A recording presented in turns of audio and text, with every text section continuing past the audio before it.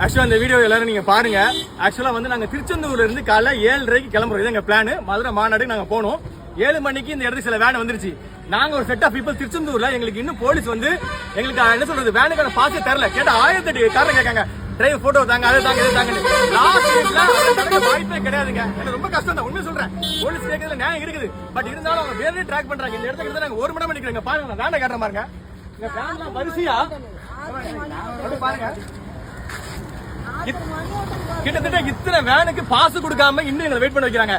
1 மணி நேரத்துக்கு முன்னாடி இந்த இடத்துக்கு போலீஸ் ஆபீசர் வரேன்னு சொல்லி எங்க சொல்றாங்க. இன்னும் வரைக்கும் வர காணோம். நாங்க என்னதான் பண்றதுங்க உண்மையை சொல்றேன்.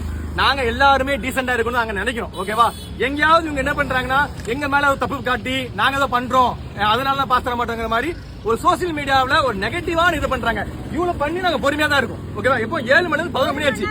வெயில் உச்சி வெயில நிக்கிறோம். இதுக்கு மேலே நாங்க என்னங்க பண்ணணும்? நான் தெரியாம கேட்கறேன். என்ன பண்ணணும்னு சொல்லுங்க. ரோட்ல உட்காரணுமா?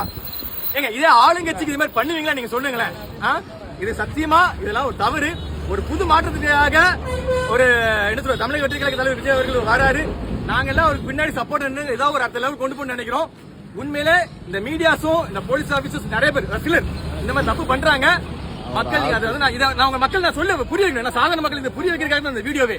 நாங்க இன்னும் வெயிட் பண்ண நாங்க ரெடி தான். நாங்க எவ்வளவு நேரம் வெயிட் பண்ண ரெடி தான். நல்லது. நன்றி.